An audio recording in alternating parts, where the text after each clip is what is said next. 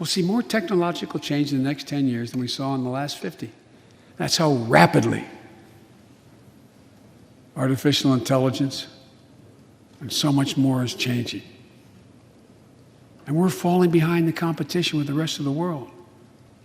Decades ago, we used to invest 2% of our gross domestic product in America, 2% of our gross domestic product in research and development.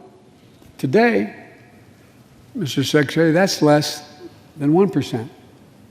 China and other countries are closing in fast. We have to develop and dominate the products and technologies of the future. Advanced batteries, biotechnology, computer chips, clean energy. Secretary Blinken can tell you, I spent a lot of time with President Xi. Traveled over 17,000 miles with him. Spent, they tell me, over 24 hours in private discussions with him. When he called to congratulate him, we had a 2-hour discussion. He's deadly earnest about becoming the most significant, consequential nation in the world. He and others, autocrats, think that democracy can't compete in the 21st century with autocracies. It takes too long to get consensus.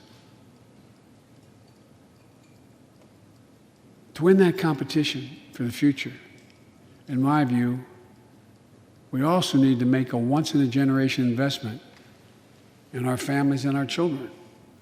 The investments I propose tonight also advance the foreign policy, in my view, that benefits the middle class.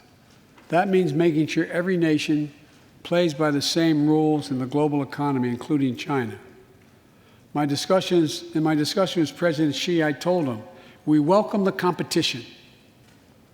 We're not looking for conflict. But I made absolutely clear that we will defend America's interest across the board. America will stand up to unfair trade practices that undercut American workers and American industries, like subsidies from state to state-owned operations and enterprises, and the theft of American technology and intellectual property. I also told President Xi that we'll maintain a strong military presence in the Indo-Pacific, just as we do with NATO and Europe, not to start a conflict, but to prevent one.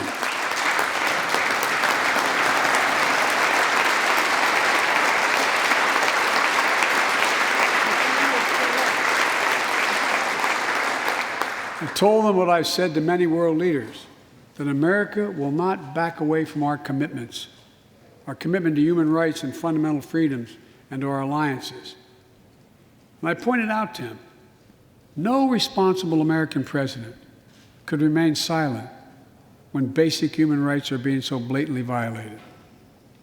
An American president has to represent the essence of what our country stands for. America is an idea, the most unique idea in history. We are created, all of us, equal. It's who we are. And we cannot walk away from that principle.